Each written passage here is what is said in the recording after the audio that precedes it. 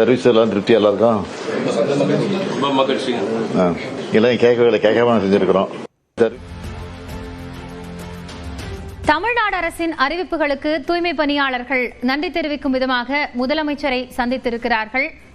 தூய்மை பணியாளர்களை ஒருபோதும் கைவிட மாட்டோம் என்று முதலமைச்சர் அறிவித்திருந்த நிலையில் அவர்களுக்கான இலவச வீடு மற்றும் உணவு உள்ளிட்ட பல்வேறு அறிவிப்புகளை வெளியிட்டிருந்தார். இதைத் தொடர்ந்து தற்போது தூய்மை பணியாளர்கள் முதலமைச்சரை சந்தித்து நன்றி தெரிவித்து வருகிறார்கள்.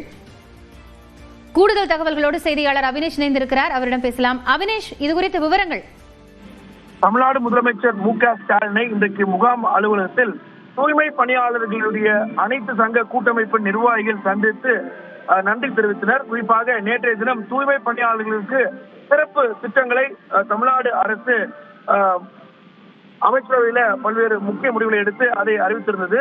குறிப்பாக தூய்மை பணியாளர்களின் தொழில் சார் நோய்களை கண்டறிந்து சிகிச்சை அளிக்கும் தனித்திட்டம், பணியின் போது உயிரிழக்கும் நிலை ஏற்பட்டால் 10 லட்சம் ரூபாய் நிதி பாதுகாப்பு, சுய தொழில் தொடங்குவதற்கு அதிகபட்சம் 3.5 லட்சம் ரூபாய் வரை மானியம் உள்ளிட்ட புதிய அறிவிப்புகளை வெளியிட்டிருந்தது. அதே போல தூய்மை பணியாளர்களுக்கு காலை உணவு, தூய்மை பணியாளர்களின் குழந்தைகளுக்கு உயர்கல்வி ஊக்கத்தொகை என புதிய அறிவிப்புகளை வெளியிட்டிருந்தாங்க.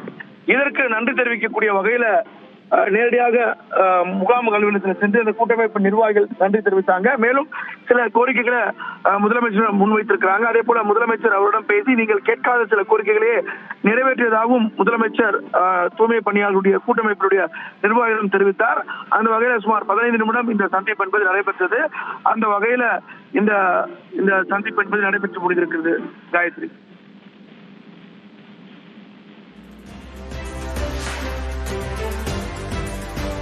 மாநகராட்சி தரப்பிலிருந்தும் அறிவிக்கப்பட்டிருந்தது. இந்த சந்திப்பின் போது ஏதாவது கோரிக்கை முன்வைக்கப்பட்டதா? போது சில முக்கிய கோரிக்கைகளை முன்வைத்திருக்கிறாங்க. அதாவது அவருடைய ஊதியம் என்பது குறைக்கப்பட்டிருப்பதாக சில கோரிக்கைகளை முன்வைத்தாங்க. எனவே அந்த ஊதியத்தையும் சமன் செய்யுமாறும், அதே போல பணி பாதுகாப்பை வேண்டியும் அந்த கோரிக்கையை முன்வைச்சிருக்காங்க. முதலமைச்சரும் அதை பரிசீலிப்பதாகவும், தொடர்ச்சியாக பணி பாதுகாப்பு நிச்சயமாக இருக்கும், அனைத்து தூய்மை பணியாளர்களுக்கும் தமிழ்நாடு அரசு உறுதுணையாக இருக்கும் அப்படிங்கிறத முதலமைச்சர் உறுதிபட தெரிவித்திருக்கிறார். அதே போல இந்த பணி பாதுகாப்பு மற்றும் ஊதிய பொறுத்தவரை நிச்சயமாக அது நிறைவேற்றப்படும் என்றும், அதே போல இந்த சிறப்பு திட்டங்கள் என்பது நீங்கள் கேட்காமலே கொடுக்கப்படக்கூடிய திட்டம் அப்படிங்கிறதையும் குறிப்பிட்டிருக்கிறார். மேலும் தூய்மை பணியாளர்களுக்கு வீடு இல்லாதவர்களுக்கு வீடு வழங்கக்கூடிய வகையில அந்த திட்டத்தையும் விரைவாக துரிதப்படுத்துவதாக முதலமைச்சர் இவரிடம் அறிவுறுத்தியிருக்கிறார். அந்த வகையில படிப்படியாக அனைத்து கோரிக்கைகளும் நிறைவேற்றப்படும் அப்படிங்கிறதையும் முதலமைச்சர் இவர்களிடம் உறுதிப்படுத்தியிருக்கிறார்.